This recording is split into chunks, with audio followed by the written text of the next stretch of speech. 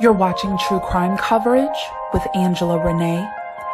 Hit that like button, subscribe, and hit that bell to get notified. Let's get started. Hey guys, today I'm going to cover the parricide of Hann and Bich Pan. Jennifer Pan, the apple of her parents' eye, thought that she planned the perfect home invasion in order to murder her parents.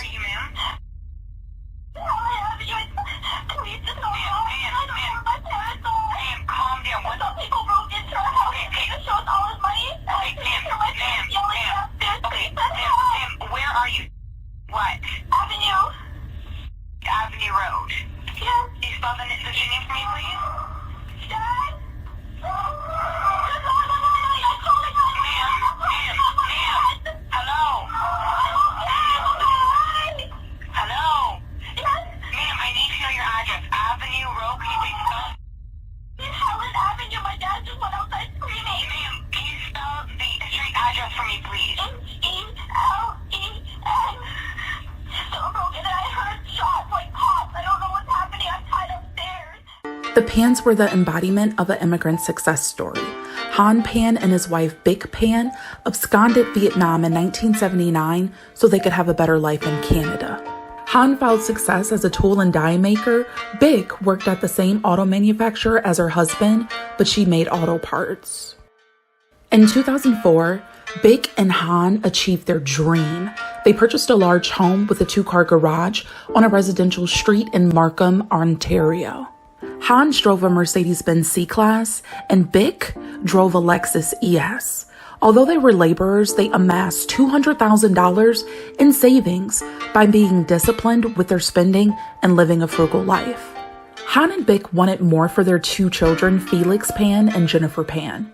They worked hard for their money to ensure that their children had the education and opportunities they didn't receive. The Pans believed that their children were perfect.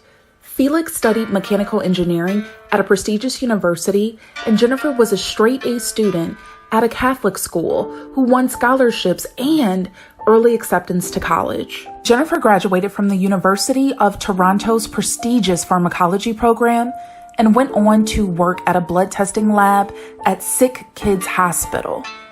Or so they thought. Jennifer's parents had particularly high expectations for their children. Jennifer received piano lessons at the age of 4, as well as figure skating lessons where she trained most days of the week.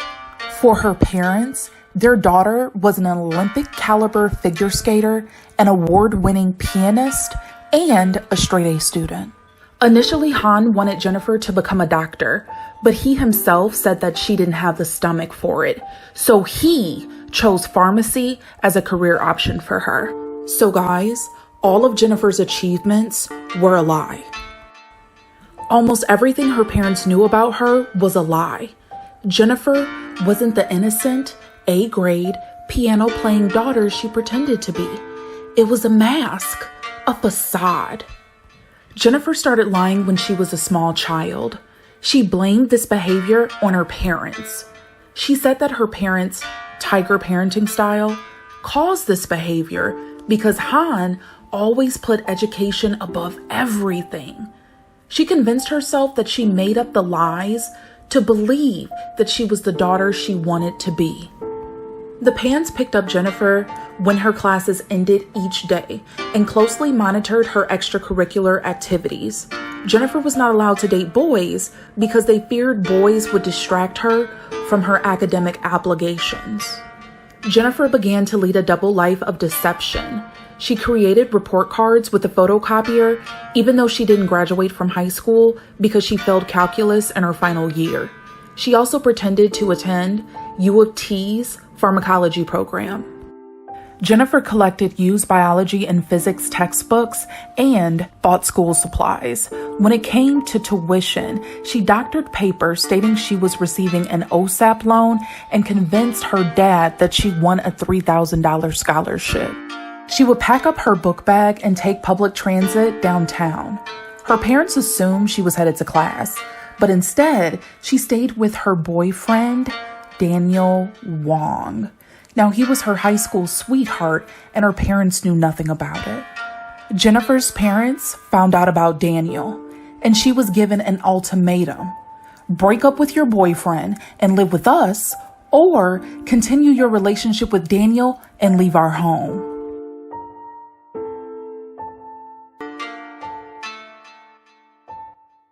What I want to do now is I want to go into your past, okay? And start talking about things that have been going on with you. How did you feel about that? How did you feel about having to lie to your parents? I felt guilty, but every time I tried to bring it up, there was just so much expectation. Did you have any resentment towards them for this? I chose what I chose, but in the end I chose my family.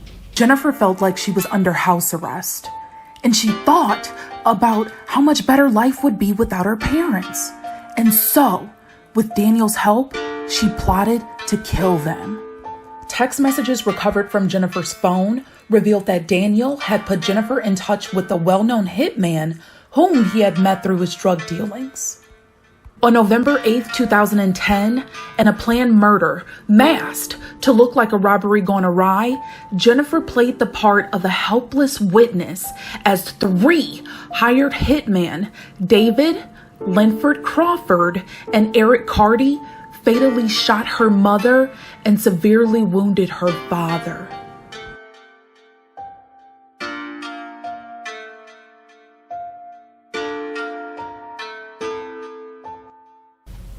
Take that first interview that we had, which was, hours after what had transpired, put it aside. It's almost like we've never spoken before, okay? So we're starting afresh. We're starting from new. That way you're not going to say, I think I already told him that. Don't worry about what you've already told me. Do you, Jennifer Penn, swear or declare that the evidence that you give in this investigation shall be the truth, the whole truth, and nothing but the truth, so help you God? Yes. We're going to see if we've learned or if you've remembered anything else. And there's some questions with respect to that statement that I'm going to ask you about. Okay, but I'm going to let you start again, and let's move forward from any time in that day where you want to start. If it's the time you woke up or if it's the time that your first interaction, it's your choice. Okay, I'm very nervous, and Why are you nervous? Tell me about why you're nervous. Because I don't want to say the wrong thing. Because that day was a lot. You're right. And I've been scattered, and so bits and pieces are here and some pieces aren't here, and I'm just... So, I want you to sit back in your chair, okay? Just sit back in your chair, take a deep breath, okay? Close your eyes, just follow my line, just sit back in the chair for a second, sit back, relax, as the best you can, close your eyes, and just breathe for a minute, okay?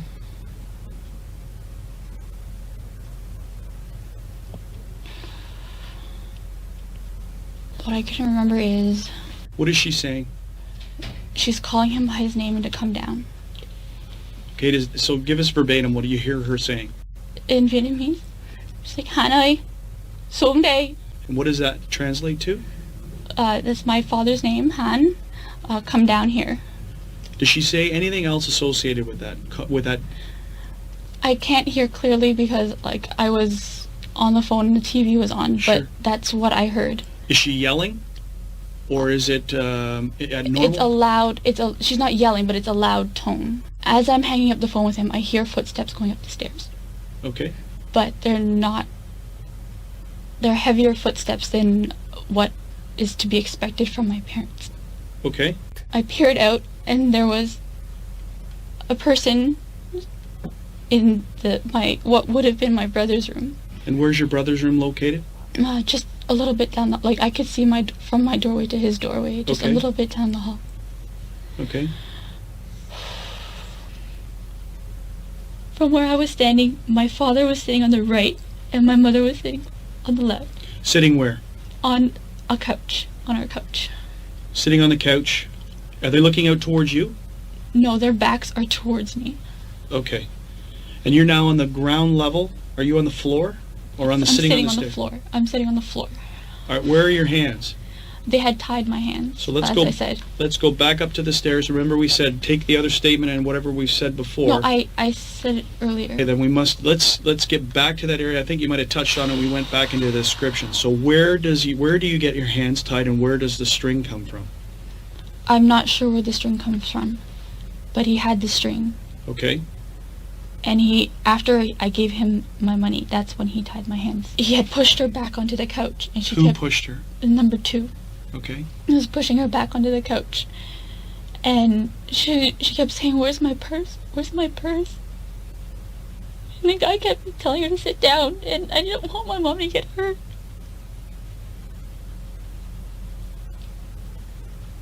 How many times does she get up and get pushed back down?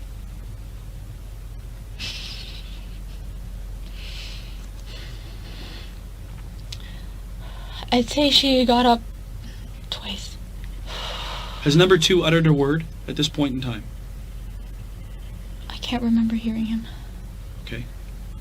So we're just correcting what you said earlier, because you said earlier that it was number 2 who was asking where the purse is, what the purse is, and now you've said now it's number 1 guy who would I'm initially... sorry, it's just... No.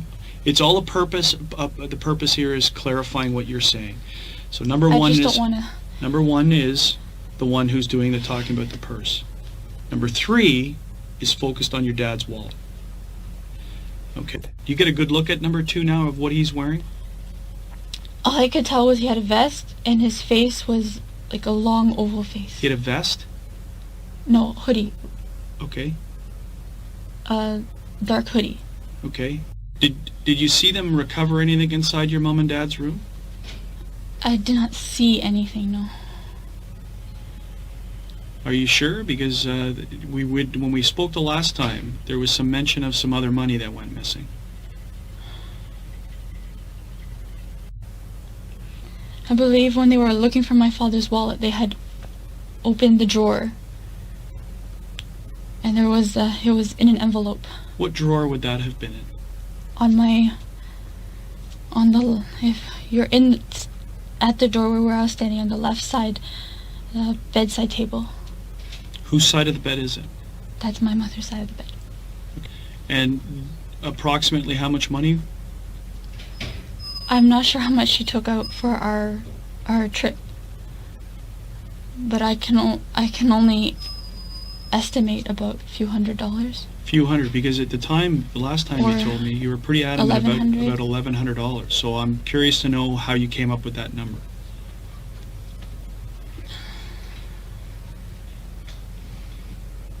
I believe because when we were at the border, we stopped at the duty free. My mother was deciding whether to use her U.S. currency or her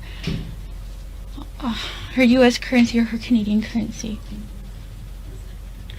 So it was at that time you remember hearing $1,100, and is that the inference you're saying? Is that because you're pretty solid saying that it was $1,100 that went missing, that was taken, and that you saw it when we spoke,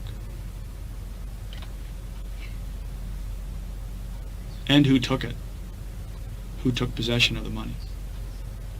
I'm sorry. It's all right.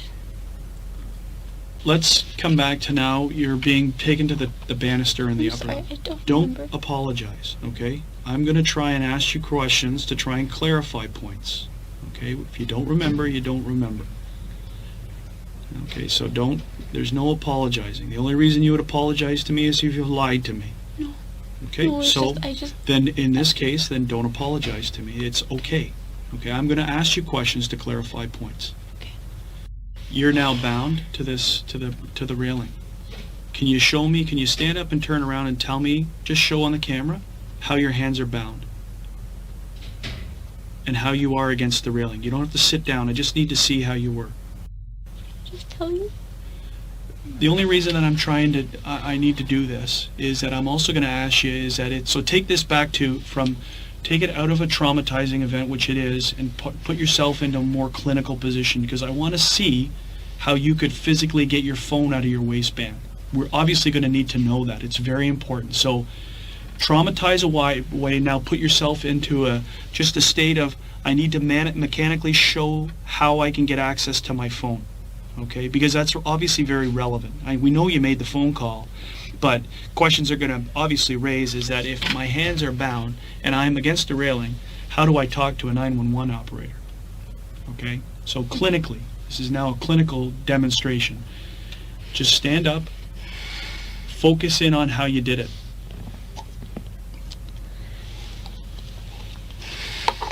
And I want you to stick that in your waistband as an example. Okay, so just take your sweater off, because this will be a very smooth, very quick thing. It's a one-time demonstration. I'm not going to ask you to repeat it. They tied my upper arm Yes? around the banister, Yes? but my hands were bound together. So your hands bound together, and this is the arm that's the strings wrapped around against the banister? Mm-hmm. Okay, so now how can you get to the phone? And how do you make the phone call? 911. Mm-hmm. And do you talk down like that? Yes, I'm yelling at the phone like this. And how can you hear?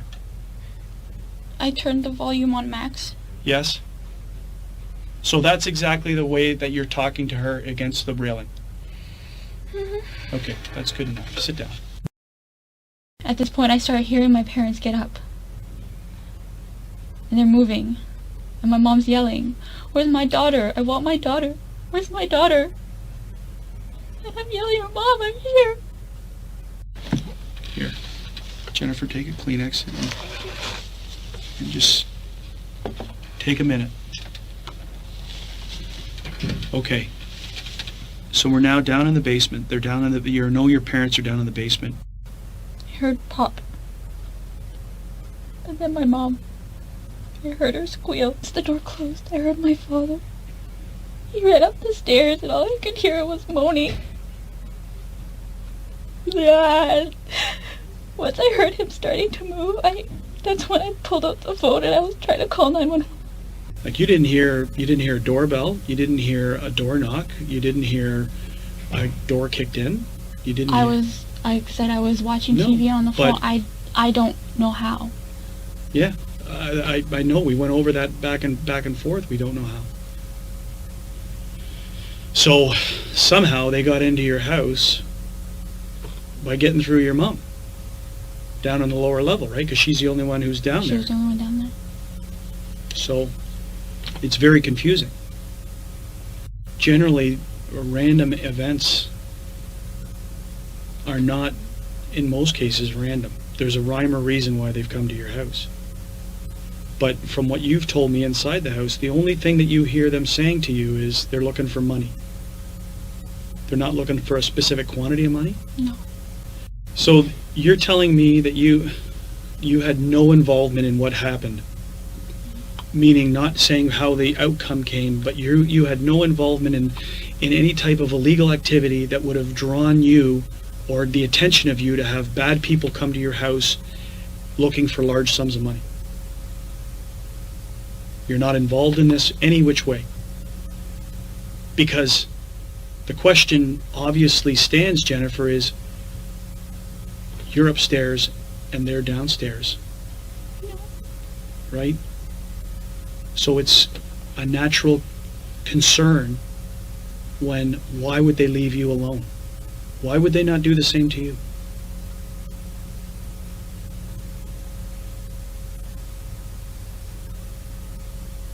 You can't answer that question? The only thing I can say is he said I cooperated. But I asked him to take me. The number with my one mom. guy? The number one guy said you cooperated. Okay. Who's to say this whole thing isn't a lie? That what you're telling me is a lie?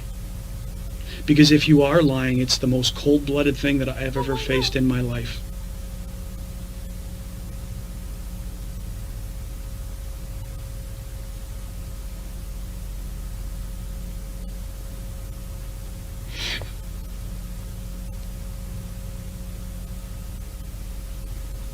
There is nothing that you've said to me today is a lie.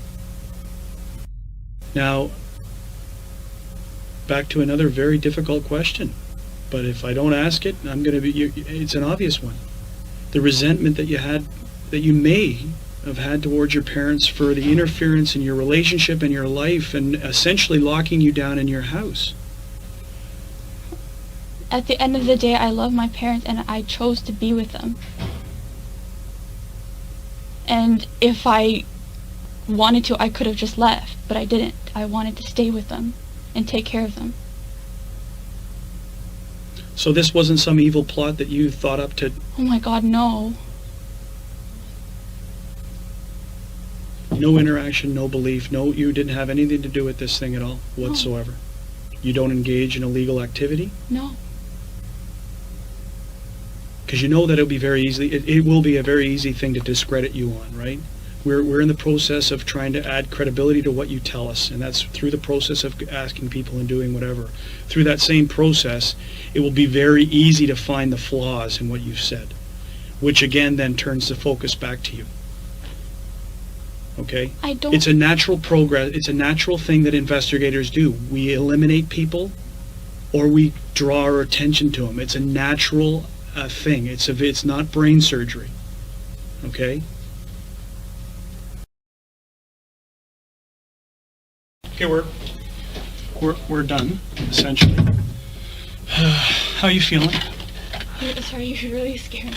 Did I? What did I scare you about? Sit down and take a load off. Tell me how you're feeling, and how I scared you. I don't want you walking away from here thinking I'm evil. I want you to walking around from here thinking that this guy is helping investigate my mom's murder, and he's going to turn over every stone possible to make sure that we catch the people who do that. That's what I want you feeling. So I don't want you walking away from here thinking that I scared you, or I'm a bad man. Sometimes we have to ask very, very difficult questions, but it's my job. Okay? You're our only link. You're it. Until your dad is back and being able to be spoken to, right now you're our only link to this case. So we may rely on you heavily until we can speak to your father. Okay? So don't be afraid. If you've told the truth, the last thing you should be afraid of is anything. If you've told the truth and you've been truthful through this whole process, then you're helping. You're doing your part. Okay? And don't be afraid of me. I'm just afraid because, I know everything is just all pointing negatively right now, and I don't understand why. I feel that, the way you're speaking to me, it's kind of like, I know you said that you had to say those things, but it's here, and I've already said it to the special victims yesterday, but there's, ideas in my head. Yeah. And I'm afraid to say it out loud, but... Ideas about speculation of what happened? Of how it happened? Unfortunately, at times some of us have to point the finger, or seem like we're pointing the finger, and it really is just to provoke you to see what you're going to do, how you're going to respond. Okay? So, it's only a question, and it's been answered, and if you've been truthful, okay, you have nothing to fear. Absolutely nothing. Okay. Hann regained consciousness and remembered his daughter being friendly with the shooters. Hann knows she's involved with his attempted murder and the murder of his wife. Hann couldn't let Jennifer know that he remembered what happened, so he pretended to forget the incident. The police have already interviewed Hann without Jennifer's knowledge.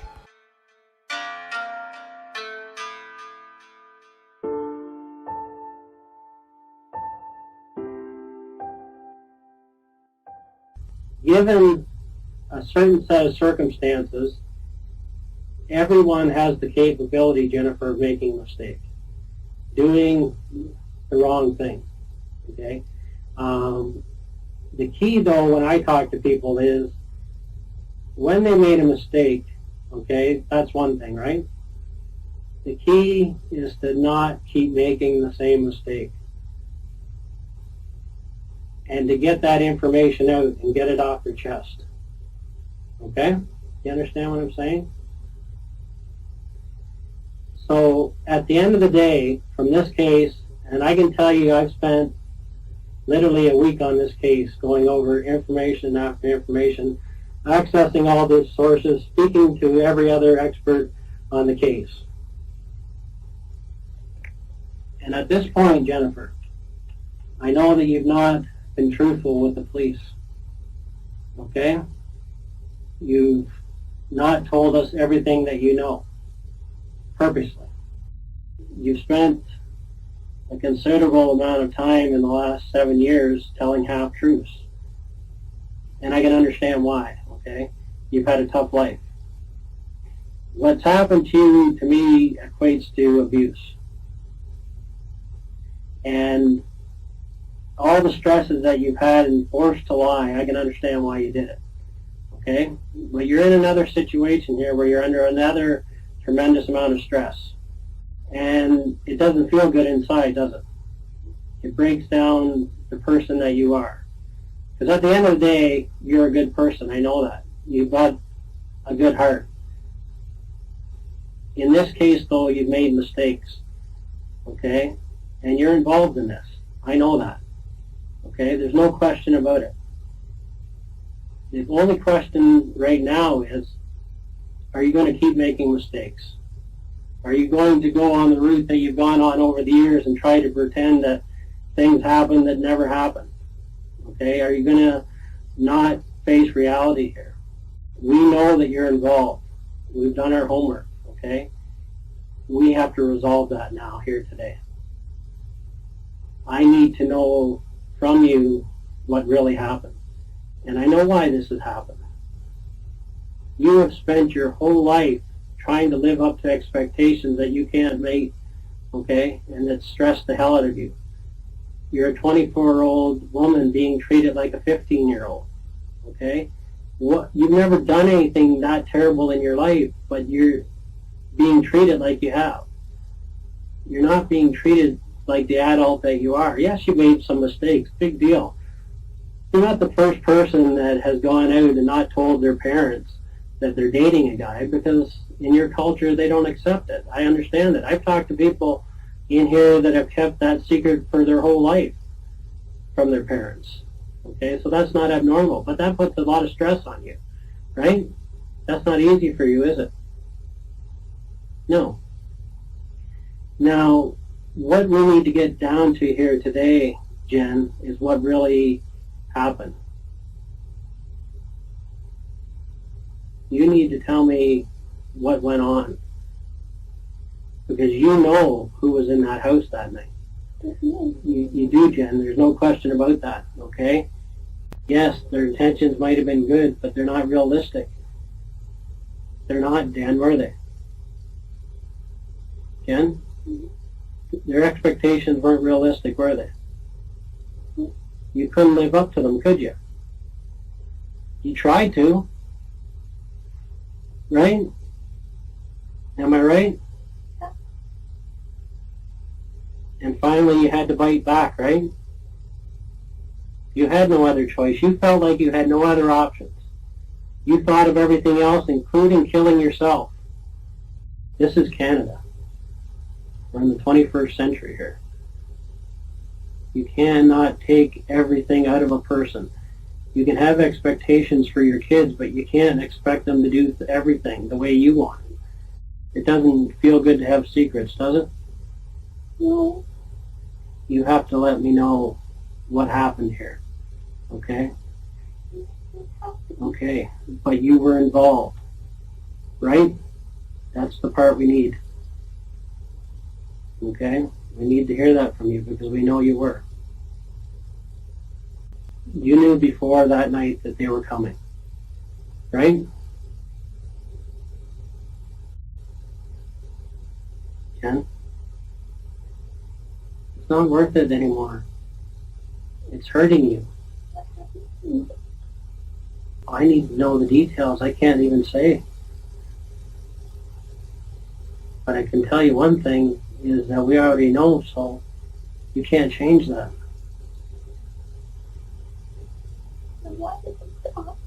I know you did.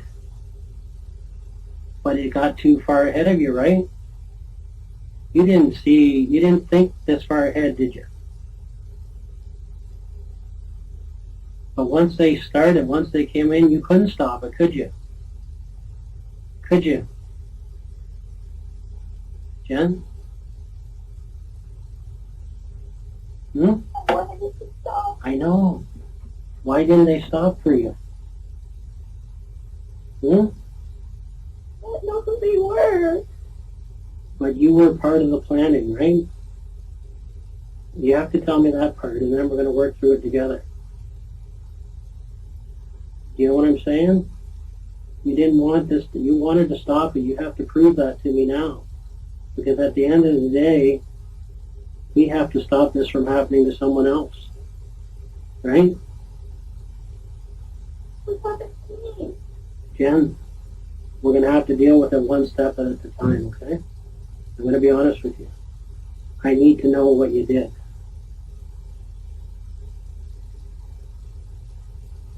And then you and I are going to work through this together. Because the most important part of this whole thing is that we do the right thing for your mom. Right? Look at all your friends. Look at all the people around you. Does anyone else have a curfew for 9 o'clock at 24 years of age? You had no choice here, Jen. I know that. And anybody else in your situation would have done the exact same thing. The only thing different is I would say that they'd have done it a lot earlier. They would have looked for a way out. You want to be a good person here? And you know when a good person makes a mistake, they have to face that mistake, right? Right? You're sorry, didn't you?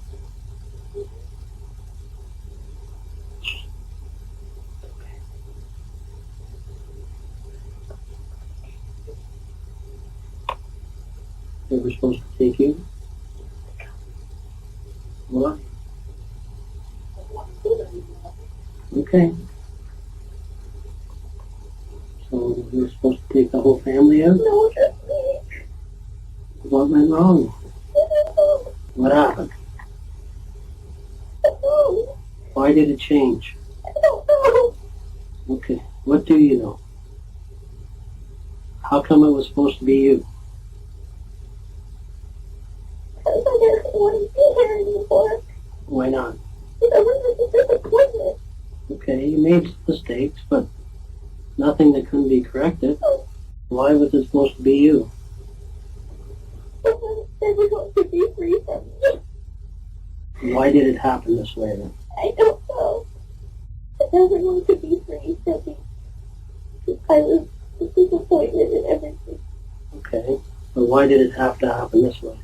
Because when I tried suicide, I failed. What did you want done? How? Didn't matter. Okay. So who did you get to do this then? I don't know who he is. I still his number. Okay. And what's his number? I don't memorize it.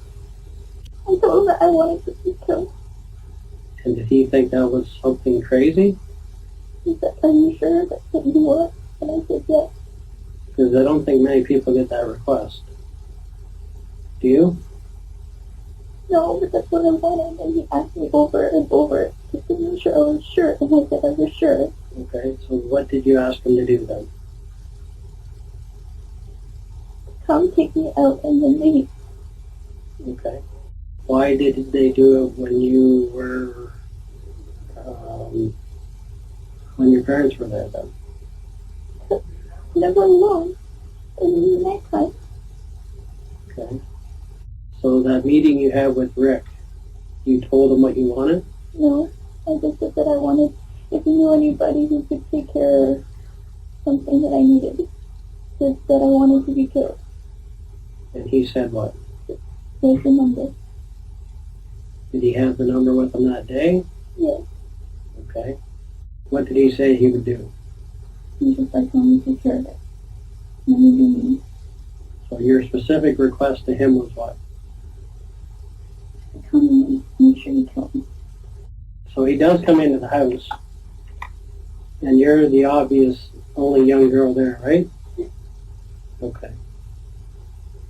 When he came to your room, Yes. what discussions did you have with the guy that came to your room? The real discussions you had, not what you told us. Where was the money? And I showed him where the money was. Okay.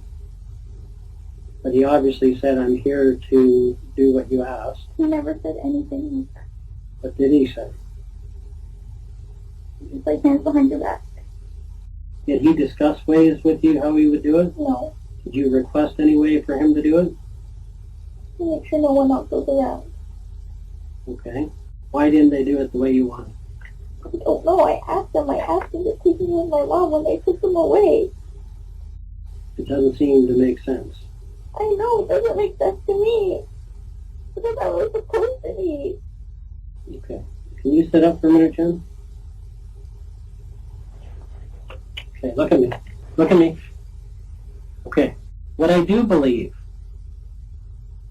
is that you went to somebody. And I do believe that night you paid them the $2,000.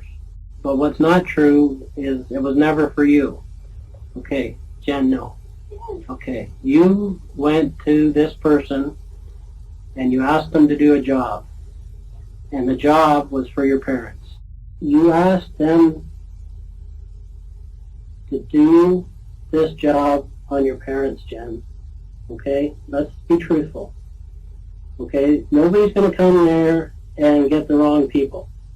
If you wanted to kill yourself, Jen, you're not going to pay somebody $2,000 to do it. I couldn't do it myself. Okay. So. But there's other ways. Okay? And if that was going to happen, they could have taken you outside and done it anywhere. It wouldn't matter, would it? If you really wanted to die, all they would have had to do is pull up beside you in a car and shoot you. You made a specific request, and the job was for your mom and dad. Okay? Nobody's going to come in there and do the wrong job. Okay? Nobody's going to do that. They came, you paid, and they did what they were supposed to do. And the plan was for your parents. Me. Okay? Jen, you have to be honest with it. This is the only thing that's in contention here. Okay? You made the mistake, okay? Everybody understands. Everybody in this police department feels sorry for you. I can tell you that right now. Okay. I need you to listen close to me, okay, Jen? At this point in the investigation, okay, I'm going to be arresting you for murder. Okay? Also attempted murder and conspiracy to commit murder. Do you understand that? Just have to tell me if you understand those charges. Just say yes or no. Yes. Jennifer was arrested on November 22nd of 2010. The trial of Jennifer Pan and her accomplices began on March 19th of 2014. All of them pled not guilty to the charges of first-degree murder, attempted murder, and conspiracy to commit murder. Police had several pieces of evidence, including a comprehensive tracking of mobile device movements and text message traffic, including more than 100 messages sent between Jennifer and Daniel in 6 hours before the killing.